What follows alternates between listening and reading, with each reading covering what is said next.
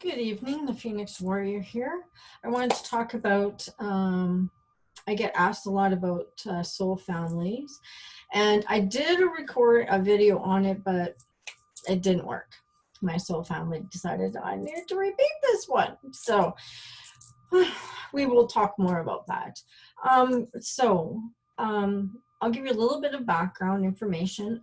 My belief is I believe like the divine, the universe. So you can believe in God, the divine universe, Kermit the Frog, Mickey Mouse. You could call it whatever you like, whatever you feel.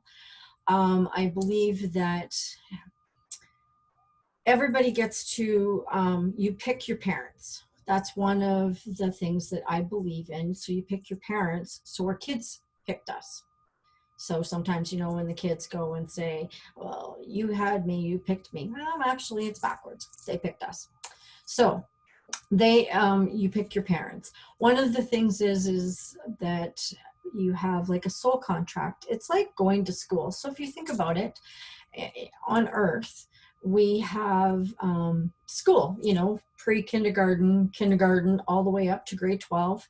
You can go past that. It depends on where you live and stuff like that. You can go to college and university and become a professor, a master. You can get a degree, a master in something.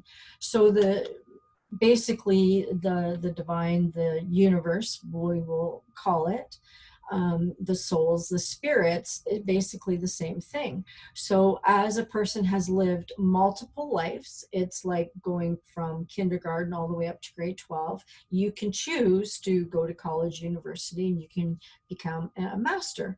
So then you become a ascended master. And you can have, the different titles, because as humans, with the ego and that, we like to label and name things. So with this video, we're just going to talk about the soul family. Soul family, what that is there is a group of us that are in like a family, and that could be like maybe a co-worker, could be a blood relative, non-blood relative in your family tree, be a close friend. There's a group of us that you have a connection. There's just a certain bond that we have, and throughout your life,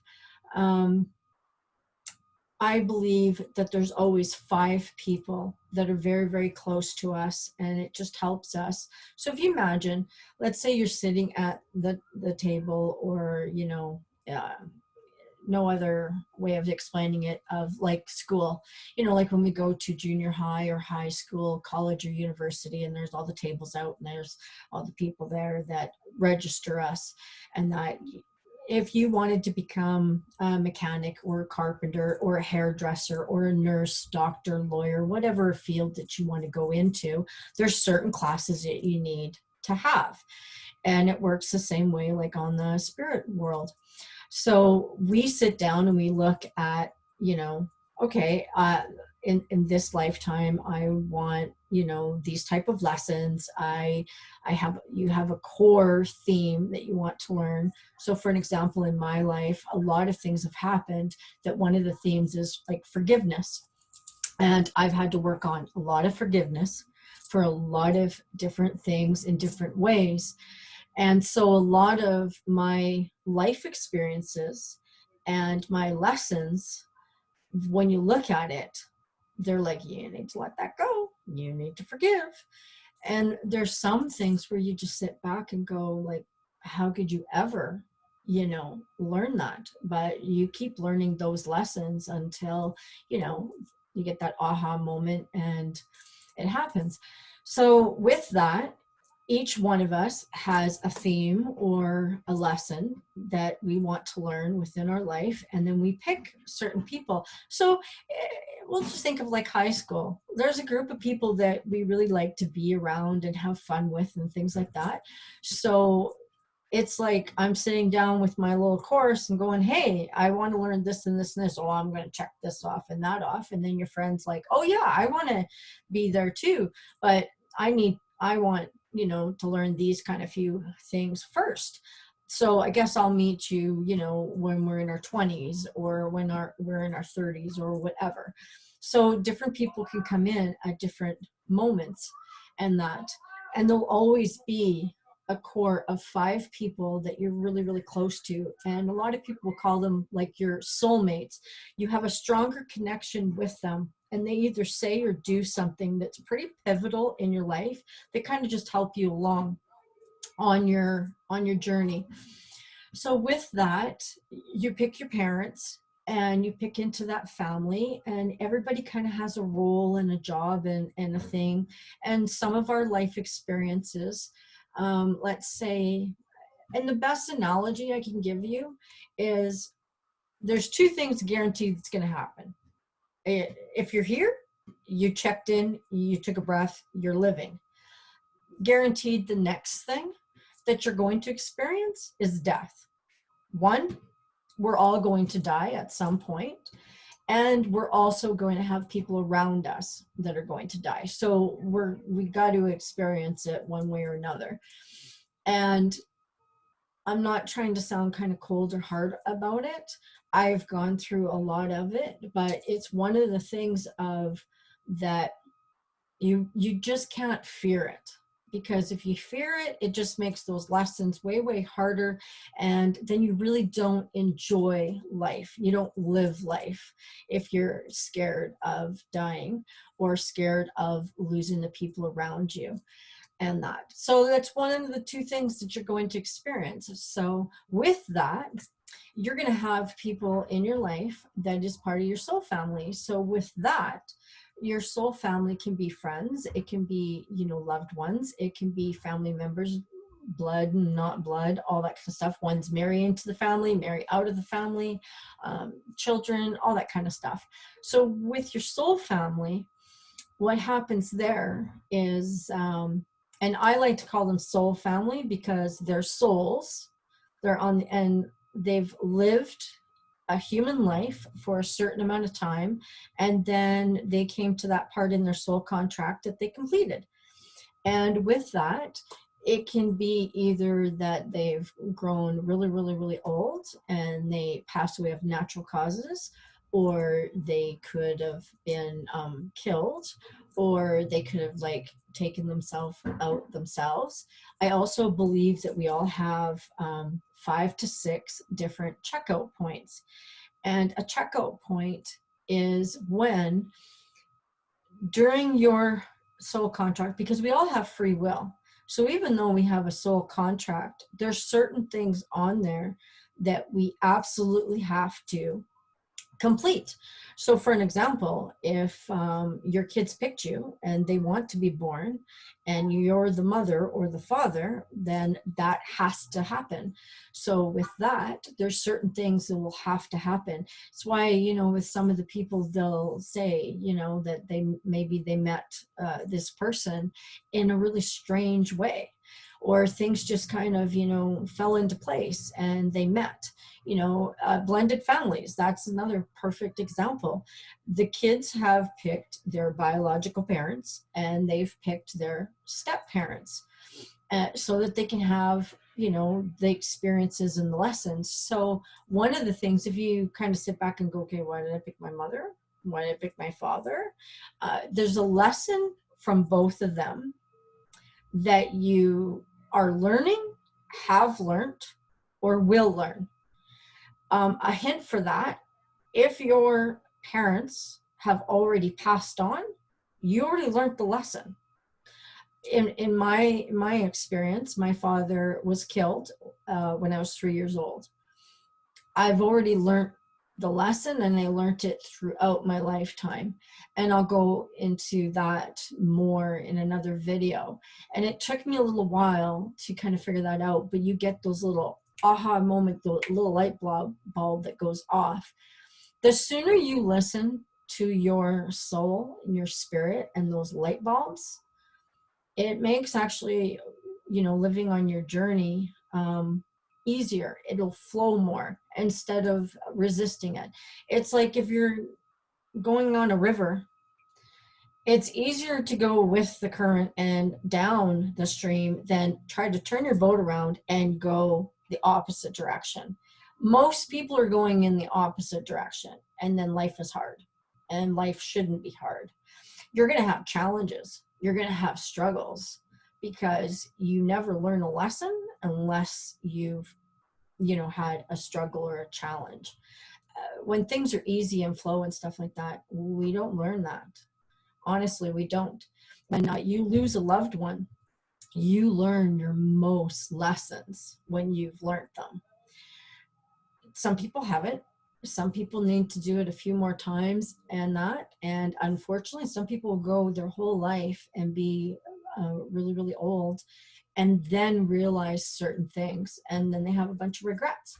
So if you don't want to have a bunch of regrets and you don't want life to be really, really hard and you want to go with the flow, you need to listen to your soul and that. So it's your soul family's job that after they pass on to help and guide you. I find because it's a fact of life, of living and dying, and with death, that there's a lot of grief. And most people don't work through the stages of it. One of the blessings for me, and one of the reasons why I really do embrace spirituality and that is, and I didn't come into my spirituality and learning about all of intuition and energy and stuff like that until later on in life, and it really helps with the grief and with your loved ones and that. So with your soul family, when they check out and it's free will, so they can have a choice. So for another example, if you've ever had one of those experiences where maybe you were in a car crash or something like that, and they sit back and go, man, it's a miracle that you were alive. That's because in that moment, you had a moment you could check out or not, and you chose not to. And usually what happens is in those moments where you've come really, really close, and some people have had near-death experiences. We'll talk more about that later on. With that, you have a guardian angel that in another video I talk about having your guardian angel. And in those moments, because we have free will, so even if your guardian angel is telling you, hey, no, you've got a couple things you absolutely need to do, that's where you'll have the people say they've seen their loved one. Because let's say you've seen your guardian angel and you see the white light and stuff like that, and you're like, I'm out of here, man. It feels way, way better there. And crap was happening here, and I don't like where I'm living, who I'm with. Kids drive me crazy. I don't know who thought of those parents, but those kind of things, life's getting to you. And in that moment, that energy and that love and that is like, oh, I want to be over there.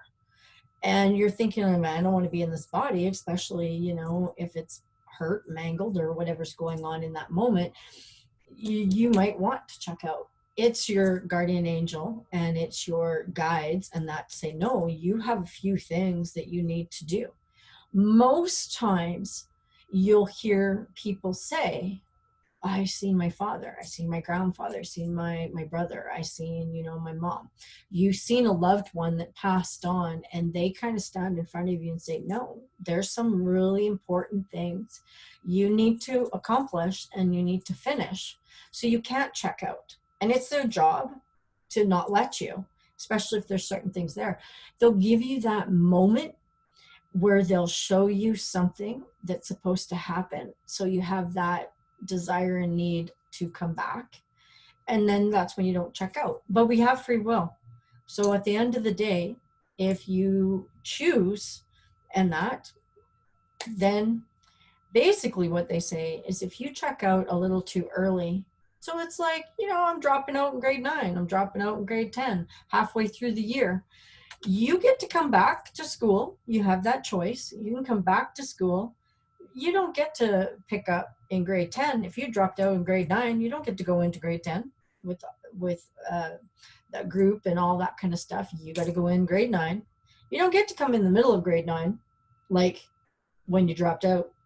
You start right back at the very beginning, and usually you get a little bit of a tougher teacher, one a little bit of an ass. Sorry, I swear once in a while. You get that tougher teacher because now it's this teacher's job to make sure you get through and you don't check out like you did last time. So it seems to be a little bit tougher. So some people, when they're going through life and they're going through some challenges and stuff like that, and you have certain soul family and certain connections and stuff like that, there seems to be a stronger connection. There seems to be some soul family, like a soulmate, comes into your life, and you almost feel like, have we done this before? Have we repeated? Like, it almost feels like we've done this before. 9 times out of 10, you probably checked out early, or you went through your whole life and didn't want to learn that certain lesson. You know, you wanted to grace through a couple of those courses and classes and not do the work to get the lesson, to learn what you needed to learn. So you had to repeat it and that. So a lot of times, our soul family, if you have a couple of parents or a couple of brothers or sisters or whoever, they're a little bit tougher on you, a little bit harder on you. They're pushing you a little bit more. 9 times out of 10 is because you just kind of tried to skip through. And when you're on the other side and you're filling out your little, I call it a menu, like check off for your courses, you went, okay, make sure when I get here, you ride my ass. Make sure I don't, grace through this one. I need to get this lesson done and check it off the list. Me and my girlfriend always joke around and said, did you actually let me check off everything? What was this? I wanted to check off everything on the bloody course menu and do like 5, 6, 10 different things and that, because, I've done a lot of different schoolings and stuff like that. Like from, being construction worker to nurse and dental assistant. I mean, apparently I was checking off a lot of stuff and that. So it's like, let's knock this all out in this lifetime, so that maybe the next lifetime I could be sitting on a beach somewhere. That might be a good idea.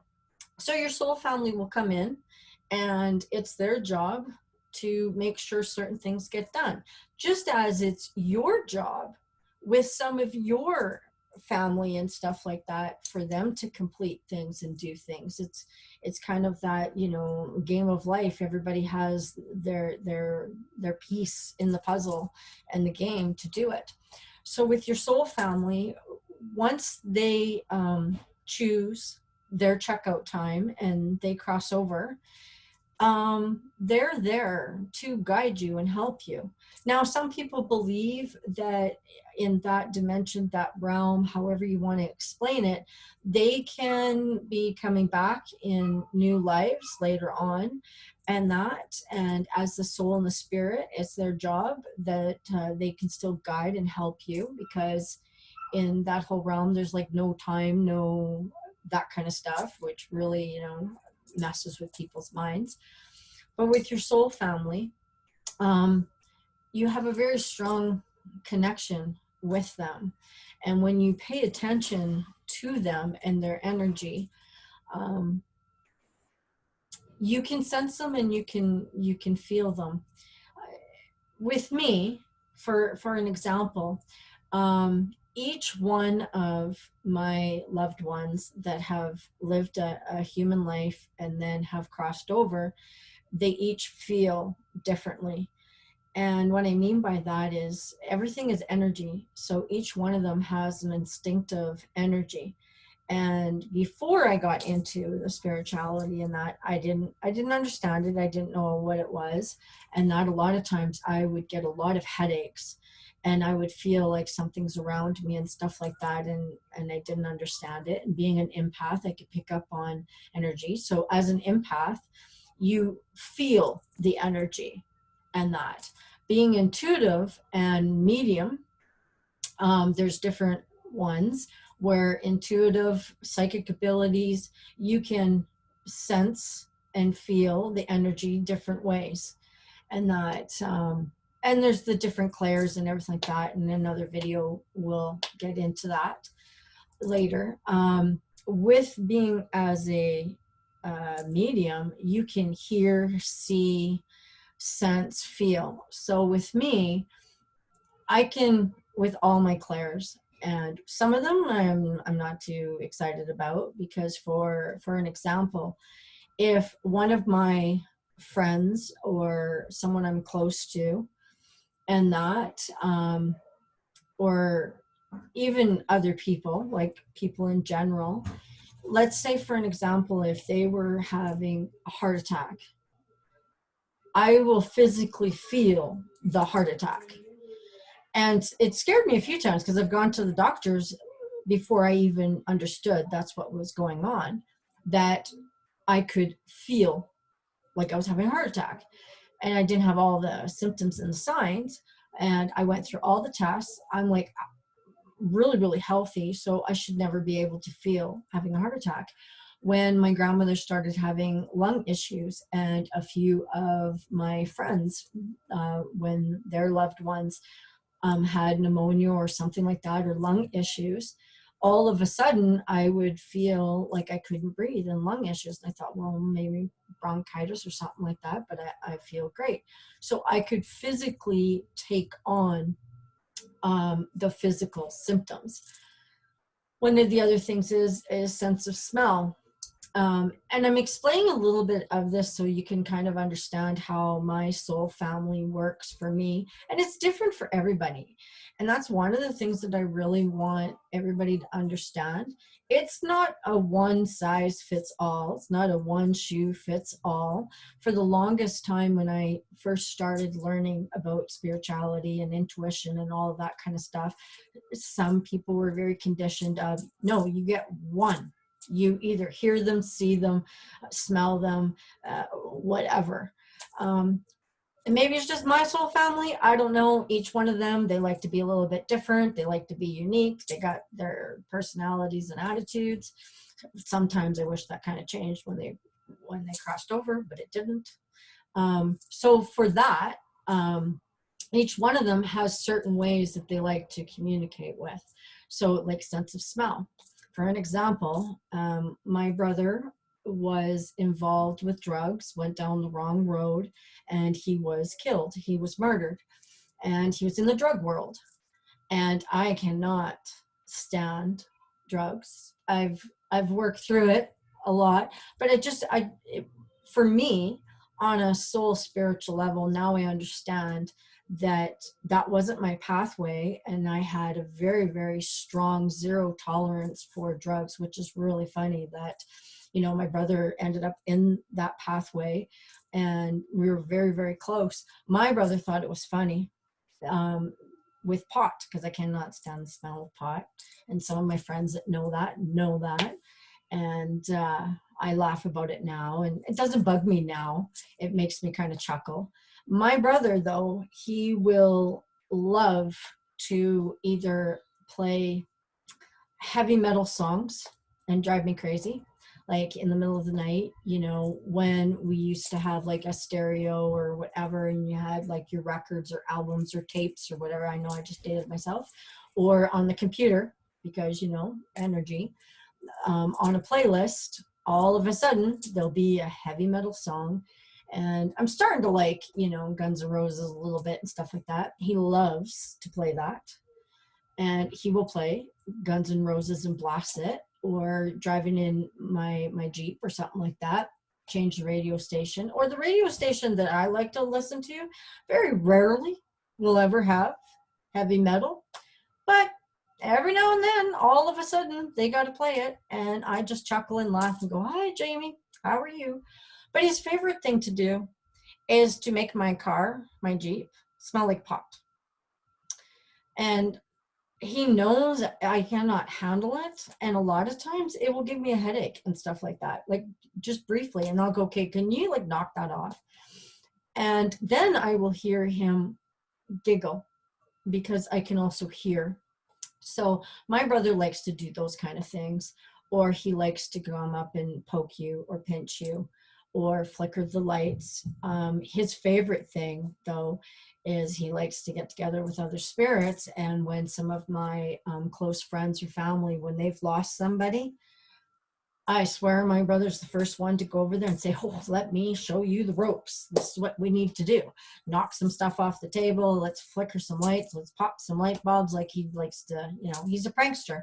So that's the other thing, is your loved ones, whatever their personality was here on earth, they take it with them. One of the rules is like we have rules in the universe. do no harm. So everybody can believe what they want.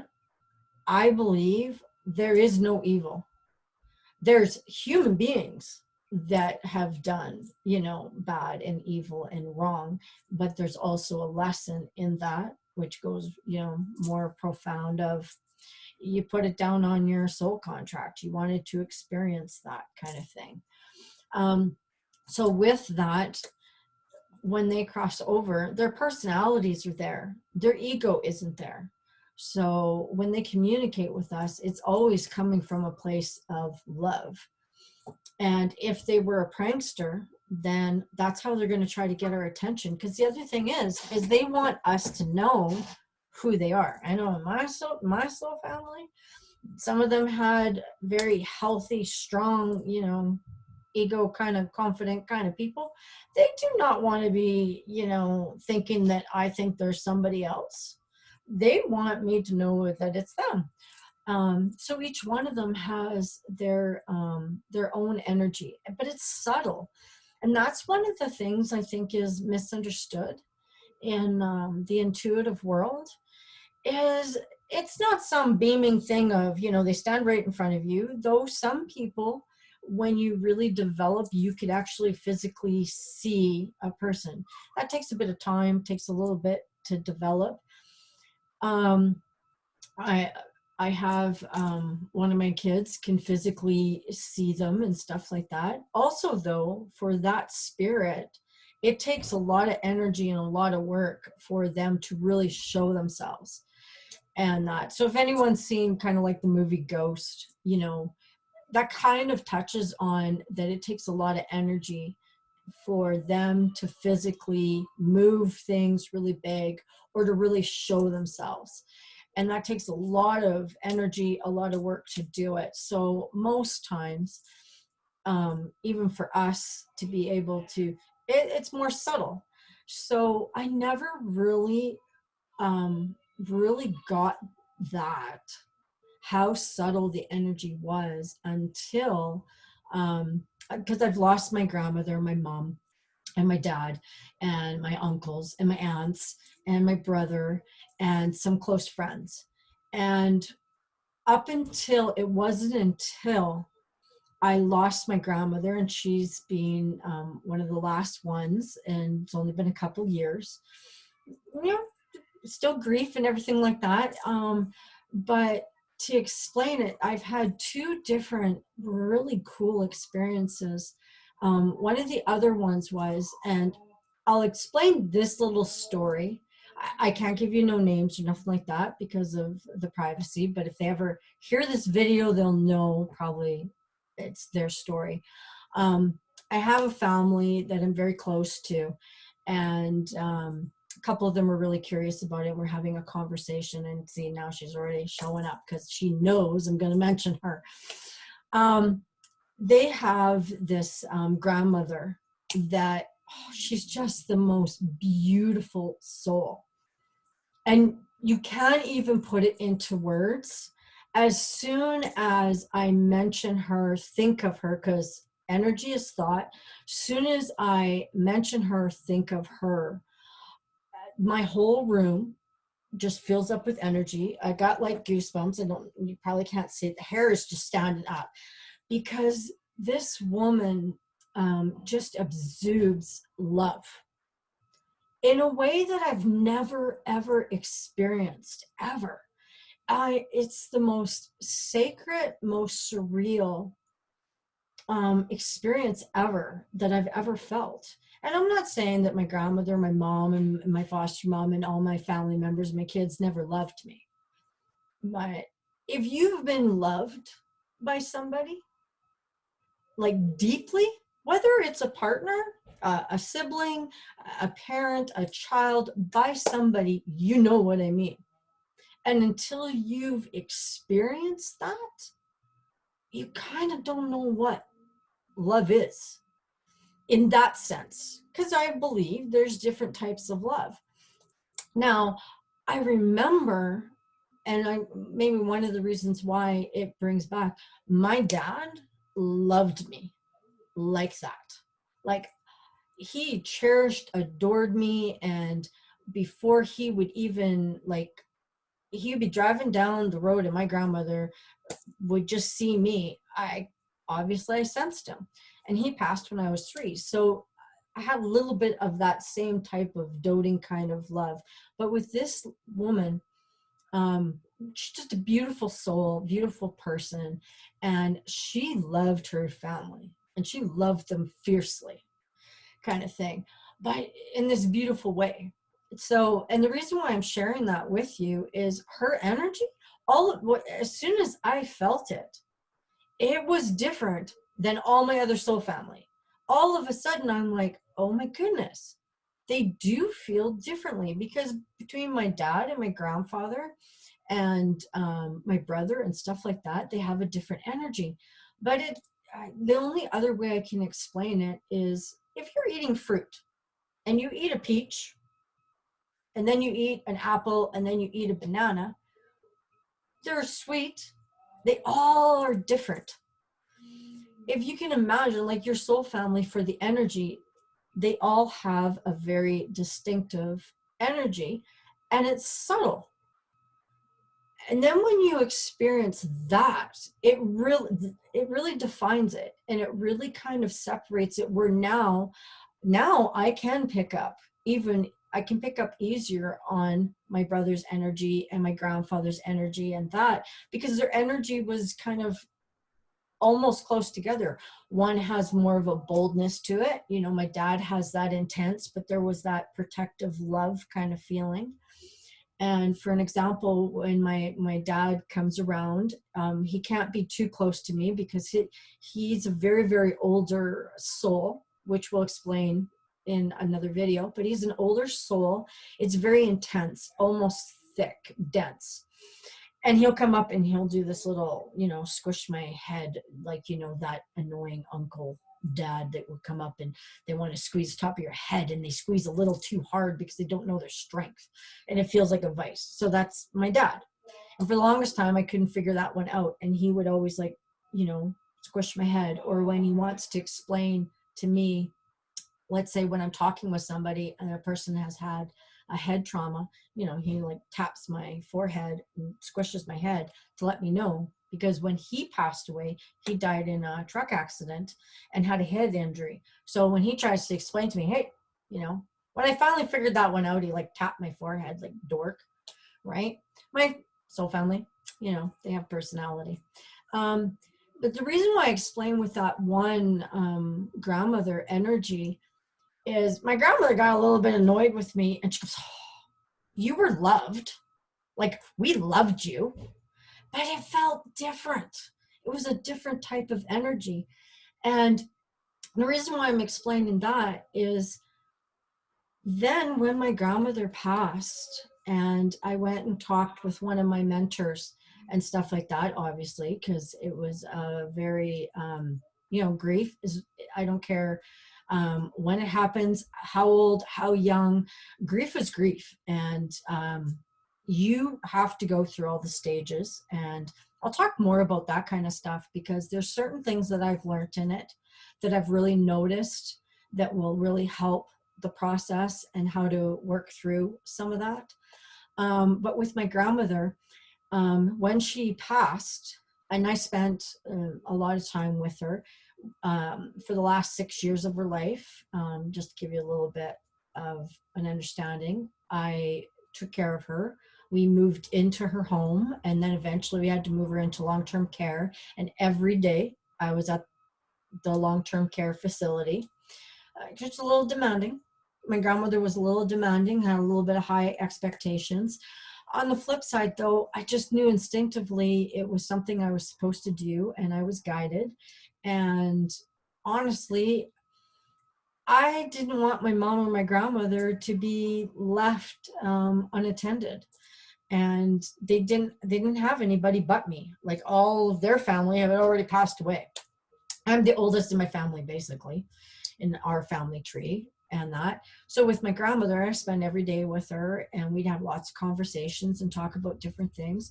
So I got to see the whole transition of when a spirit, our soul, when we get to certain parts in our soul contract that get completed. And when we start the transition period, because it was a really surreal, unique experience. And sometimes we miss it because we're so busy with life and things like that. So I was very blessed and very grateful that I got to see the transition of my mom and my grandmother, and the two different experiences with them, and that, and a lot of beautiful things that came out of it. But for my grandmother, um, when she passed away, that night, she passed away in the morning, and when I came home and everybody was gone and stuff like that, and I'm just sitting there by myself, in our family home, where there's a lot of energy at the time, a lot of soul family and stuff like that. And I felt them all in the room with her. I also felt them, and like in her room when she passed, it just felt like a whole room full of energy. And with all the emotion and everything that you're kind of going through and stuff like that, at the time, I didn't notice the different energy. And at that time, I hadn't experienced different people's energy really. It just kind of, like you sense there's a bunch around and you sense different things, and you kind of have an idea that this one's there, that one, or whatever, and that. And after that evening, all of a sudden, I could feel different energy and different soul family. I sensed that my grandfather was there, and trying to nurture and that in their way, because their job on the other side is to guide us and to help us. And when we're hurting and we're upset or we're frustrated or mad or whatever we're going through, they want to be there. They want to help you. I mean, think of it, if you're a parent, you would do anything for your children. So when you cross over, you want to do all you can for them. You want to help them with that job if they want a certain job, if they want a certain vehicle, if they need certain money. Like, you want to help them, and that. And also, if you think about it, it's almost like being in a room with glass in between you, let's say, and they can see in, but we can't see out right now because we have the blinders on. And most people go through life with the blinders on. So it's almost like having rose-colored glasses or tinted glass. And all of a sudden you think they're there, or you sense, or you feel, or you wish, you miss them, and you're in all this emotion and stuff. Most people don't realize that when you're going through that process and the grief, and all of a sudden you get that overwhelming rush of emotion, that's because you've picked up on them. You feel them. And they just want to get really close to you, to hug you and say, it's okay. I'm happy. I'm over here. I can dance. I can this. I can that. They just want us to know that they're okay. Everything's good. It was part of the plan. It was, they're good. Now they're like, okay, now that you know that I'm over here and I can help you, let's get on with life. Because they don't have an ego, and they have their personality. So for an example, like my grandmother's, like, her favorite line was, don't burn daylight. Let's get this stuff done. When she got an idea, she wanted to act on it. So in that moment, all of a sudden, I could feel my grandmother, but because it was so new, most people don't realize. And now looking back, it was such a beautiful, surreal blessing of a moment, and a teaching thing, I guess, for me. Maybe I was supposed to experience it. Because she was such a new soul crossing over, she has her soul energy. She still had traces of her human energy.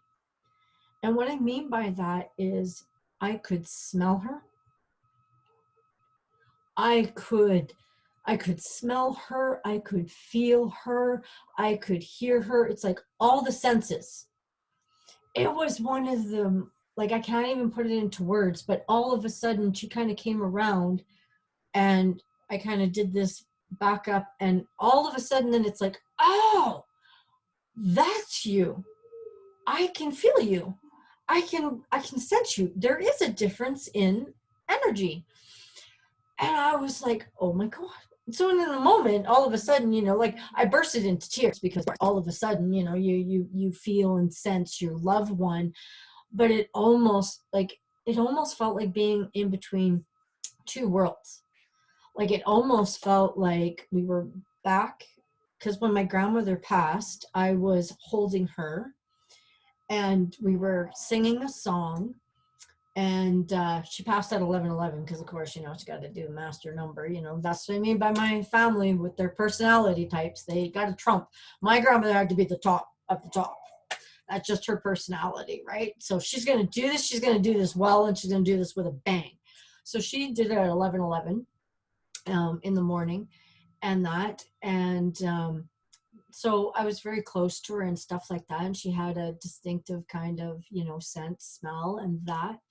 And it's almost like, when your baby's born and you pick up your child, they have this distinctive smell. And if someone else is watching your children or something like that, and you pick up their blanket or something, you can smell them. It's the same kind of thing. And it only lasted a few minutes, and within a couple of days, it only lasted a couple of days because it didn't take her long to figure out stuff on the other side, and that, so her energy was still there, but she didn't have the traces of, the only thing I could say, she didn't have the traces of her humanness. That part of it, that one kind of disappeared. And when she came back in around, and I could hear her, because I can hear her. Some days I wish I couldn't hear her, because believe me, in life, when she was speaking and demanding certain things, I had my human, where it's like, oh woman, we just need to shut her up, please. But anyways, I know I'm gonna get smacked for that one later too. But I could hear her and I could feel her, and then I had that brief little moment of grief, and I'm like, oh, I'm never gonna, you're never gonna smell them again, you're never going to have those experiences, because that's gone. However, there's moments when, if you're really missing it and you're open to it, it's bittersweet, because and not all soul family maybe don't do it. Maybe mine just like to do this and bug me. But every now and then, my grandfather, I will smell, and I'll just be, and that's what I mean. It's like a whisper. It's like just like a butterfly just lightly touching your cheek. And in those moments, you'll go, was that? Did it? You know what? Just acknowledge it. Just go, thank you for that, and carry on. Because we will drive ourselves crazy if we sit there and we go, did I? Did I? No. Am I going crazy? No, that doesn't happen, kind of thing. As soon as you acknowledge those things, and you, let's just say, for argument's sake, let's just say that that's wrong. That they didn't come there and just touch your cheek. Like for an example, my grandfather loves crows and makes crows come to the window and squawk and leave me crow feathers. Let's just say one day I seen a crow and I decided, oh, that's my grandfather. The reason why I decided that, my grandfather worked with bird construction, and he loved birds and he loved to hunt birds. So I decided that crows was him. Let's just say my grandfather's like, oh my goodness, I don't want to be a bird. Why can't I be a lion? Why can't I be a tiger? Why can't I be something really big and fierce or whatever? Because he was larger than life. However, he's like, I'm going to be a bird. Because I decided he was a crow and he was a bird, he's like, okay. So when I want to get your attention, I will be a crow. I will be a bird. My grandmother loved robins, so she makes robins show up. And because sometimes, you know, she liked to boss my grandfather around, every now and then you will see a robin come and sit on the fence, and then you'll see a crow, and they'll look at each other and they'll squawk. And then you'll see this crow, in this one experience I had, where this crow just looks at this robin and they're having this conversation back and forth. He puts his head down and he shakes his head. Next minute, he flies off and a robin comes. And this robin did not look very happy. This robin was like, okay, it's bad enough that Melina made me a crow, but now you're going to make me a robin. So he came, he looked at me, he kind of looked at her, said a few things, buggered off, and then this crow came back. I don't know how many times those kind of things can happen, but in my world, that's my soul family. That is the people that are guiding me, and that's just some of the ways that they can talk to you. Their personalities, like I said, will come across. So once you kind of acknowledge them and that, you'll get more of it. And that it helps in those moments too. You know, if you're missing them, ask them for a sign. If their job on the other side is to guide and help. Now, disclaimer, if they weren't good for money, I wouldn't ask them to help you with money. If they were good at spending it and you want to spend it, well, then ask them to help you spend it. Usually whatever they were really good at, get them to help you, or go to them and say, hey, you know, I'd like some money, or I'd like a different job, or I'd like a partner, or whatever you're looking for. Ask your soul family to help in that area. Disclaimer, ask them to get the right guide person that can get the job done, and do that. So with that, that's a little bit about the soul families. And in our other videos, we will talk more about like master guides, spirits, ascended masters. There's different ones, angels. Some people believe in angels. I believe that all of these people will show up in the way that is right for you. So whatever resonates with you, that's how they're going to show up. If you don't believe that your loved ones carry on, maybe it'll be a guide, maybe it'll be an angel. I always joke around and think of like, what if they're just all a certain type of light or energy, because technically in that realm they have no eyes, no ears, no things like that, but they will show up in that way for you. So with that, we will talk later.